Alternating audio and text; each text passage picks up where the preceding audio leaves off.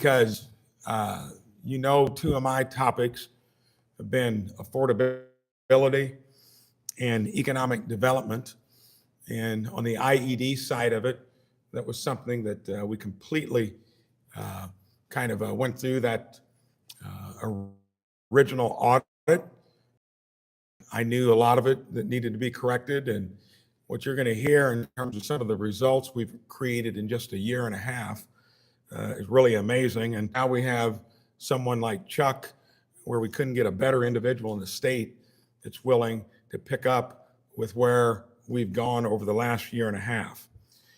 A lot of times I get asked as a senator and a governor, what's played in most to the job you now have gotten.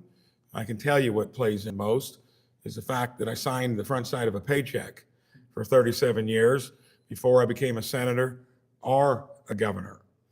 And that is my answer almost to any question about why the job of being a governor or senator is easier than running your own business, because of the experiences there where you're on the line financially, you're working around government with competitors, navigating through markets. Chuck Goodrich is a leader who personifies just that. He will be one that's going to be able to do what I've been trying to do: grow jobs, raise wages, and gin up our own economic growth so that we can do more as a state in places that we need to do better. High cost of healthcare. We're knocking it out of the park some aspects of education. We need to do better at early childhood learning, childcare. Since Chuck first became president of Gaylord Electric, listen to this, in 14, the company has created 4,000 jobs. That is amazing. Serving as CEO of one of the largest merit shop electrical firms to be Secretary of Commerce. He's put his expertise to work for Indiana in workforce, which is by far the thing that had to change most in education, to where career and technical workforce development is on an equal footing with what was a misguided policy of pushing too many kids into a four-year degree where half of them weren't reaching the finish line. That's been a major disappointment to Hoosier parents and kids. We've balanced, we're adding apprentices, all kinds of other stuff to make sure that our own kids choose to remain in Indiana because they've got a wide spectrum of things that they can do to raise a family, start a business, build a career. Mentioned it earlier, affordability. We're making great progress on affordability. That started when I ran for governor, property taxes. There was a loud cry that it was impacting moderate to lower income families to pay their property taxes. Well, we got record property tax relief. I think there'll be more discussions about that in the next budget session. All homesteads will be exempted up to 2/3 of their value over the next 4 years.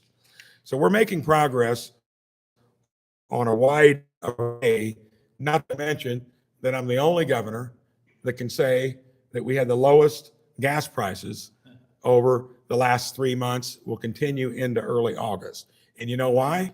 Because we're a state that's being run better. We're getting more done. We're just over at IDEM a moment ago, which is an important agency to keep our waterways clean, to keep our air clean. And we're doing things better than most states there, and we'll continue to do it. That's been a passion of mine since I've been a kid, making sure that we take care of Mother Nature. Affordability, the other part of it, than property taxes, utility rates, costs of owning a home. The bigger component to affordability would be jobs and wages. And here is where I'm most proud of our administration, and I know Chuck will continue in that direction. When I got here, our unemployment rate was 4.4%. It's now 3.3%. Our economy is growing twice as fast as Illinois and Ohio's. 3 times as fast as Kentucky's, 6 times as fast as Michigan.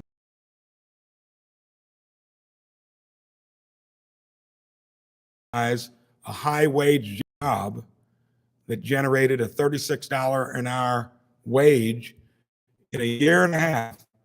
We've lowered the cost of investment to around $16,000 and raised the wage from $36 to $45. I don't think there are any other states in this country that could rattle off those 3. Because he signed the paycheck, he's going to step into this job hitting the ground running. I'm proud to have him serve as my partner in economic development in a state that in just a year and a half has probably put stats together better for their own citizens than any other state out there. So it's a great pleasure to invite Chuck up here to say a few words. Well, thank you very much, Governor. And wow, what a day. I really appreciate your leadership. I really appreciate what you had to say in the opening remarks. And I am really excited about to actually serve the people of Indiana. It is an honor to join this administration and to work alongside the talented public servants across the entire Office of Commerce. We got some amazing people. Today isn't just about introducing a new secretary, it's about introducing a shared direction and shared purpose. Our job is simple. We should ask ourselves one question, and that is, how do we create more opportunities for every Hoosier? That question is at the heart of the opportunity framework we'll use to guide the entire Office of Commerce. And that is built on 3 simple priorities: grow and retain talent, grow business, and of course, grow Indiana. Those aren't 3 separate initiatives.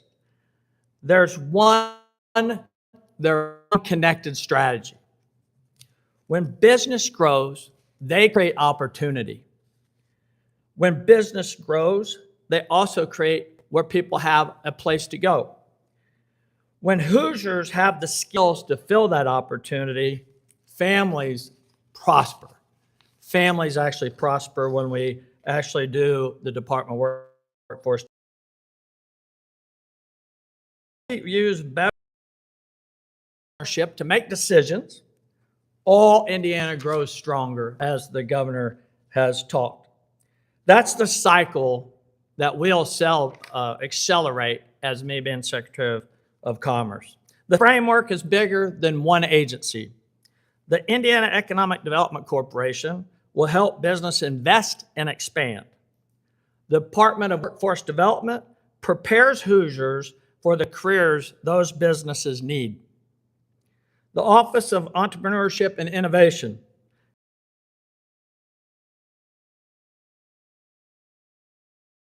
showcases why people why they work here and live here. IDDC told me, they're like, hey, it all starts with a visit. And I agree with that. The Indiana Arts Commission helps build vibrant communities that attract talent and investment. See, each agency has a unique mission, but together we have one purpose: creating more opportunity for Hoosiers. But we also know economic growth doesn't happen in one single office. It requires partnerships. We'll work closely with our colleagues across state government, from education and energy to agriculture to housing to public safety and beyond. Organizations, educators, of course, employers, not-for-profits, and all of our awesome community leaders across Indiana. Because no one organization grows Indiana by itself. You'll hear us also talk about something that matters just as collaboration, and that's accountability and transparency. We're going to measure what matters. Our business is growing, or is Indiana becoming stronger and more competitive? If the answer is yes, we're going to continue on in that direction. But of course, that's what businesses do. Because the goal isn't just activity, the goals are results. Because the goal really is important, but the results are most important. Indiana already has a tremendous momentum. Governor, under your leadership, tremendous momentum and to tell. Our responsibility is to build on that momentum, move absolutely with urgency, working together and helping our focus on people we serve as government in Indiana. Every project, every partnership, every decision should be about creating opportunity for Hoosiers. That's our commitment as a Office of Commerce. That's our mission. I'm excited to go to there 2 days. I'm pumped. And Governor, thank you so much for your leadership and your confidence in me. So thank you very much.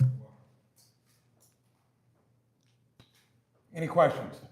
Mr. Secretary, you wrote the work-based learning bill a couple of years ago. Now you are Secretary of Commerce. Can you give us a little bit more insight into some of the ways that you plan to implement that? And also, does the fact that you wrote that bill give some additional insight into it? No, I appreciate that question. I believe you're referring to the Career Scholarship Account Bill. Yep. So that bill actually is a great bill about applied learning. They've learned to make them more productive either when they leave high school or they go to college. It's not either or, it's and. And so this application is what the governor addressed about this career and application to education. And so that bill is very important in Indiana, and that also involves people and businesses that want to train and help Indiana be the best state in the country. Where do you stand on data centers, specifically in the economy? We've seen moratoriums and some bans passed. Sure. I think almost 20 Indiana counties. Do you agree with moratoriums or bans until more information is reached about these data centers? And if so, where should they go? Oh, thank you for the question. I would answer that question this way. You know, we're going to work with our regional partners. We believe in that the Secretary of Commerce or the department has to reach out to the local regions and work with them on what's the benefit for the location and what are the consequences. But I can tell you that economic growth, we're going to focus on growing talent, growing businesses, and growing Indiana. There's been concerns in recent years around transparency in IEDC and how it operates. How do you want to improve transparency when it comes to how IEDC doles out its money, its projects, especially when it comes to international travel? Do you want to see greater transparency? Yeah, so a great question. And I think the governor has done a great job over the last 18 months getting that straightened up. I believe that there are total transparency now, and we will continue to work on transparency from the IDC and DWD.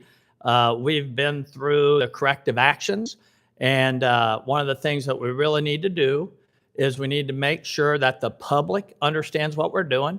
If we're raising money to go on a trip through the foundation, we need to be raising that money for the cause and make it's good for every Hoosier, and it's going to actually provide opportunity for Hoosiers. Tax credits and grants from the IDC in the past. Is Gaylor Electric going to seek more while you're Secretary of Commerce? What kind of transparency ethics steps have you taken? Yeah, so no, another great question, because we spent 6 weeks before announcing I would become the Secretary of Commerce of literally separating duties. I remain the CEO of Gaylor, and I will be the Secretary of Commerce. Now, how we do that is we have screenings at Gaylor Electric, and we have screenings at the state. And so we have people in charge of making sure that there's no issue between the business of the state and business of Gaylor. And so, you know, for me, again, you know, the idea of creating jobs is what we built Gaylor on, opportunities for Hoosiers. And I think when you look at the governor and what's been happening and where we're going, we're going to grow talent. We have to grow talent. You cannot talk about economic development without having talent. So we're going to grow talent. We're literally going to grow people, and we're going to grow Indiana. Vincennes and Ivy Tech told me they have a combined total of 3 programs that have been state approved for workforce Pell Grants, and none have been approved for federal workforce Pell Grants. Are you concerned at all? Do you think we're a little slow getting? Well, I am on, and so I would say this. Vincennes and Ivy Tech are great partners when it comes to actually workforce development and education. I'm very excited about the continued partnership between the two educations.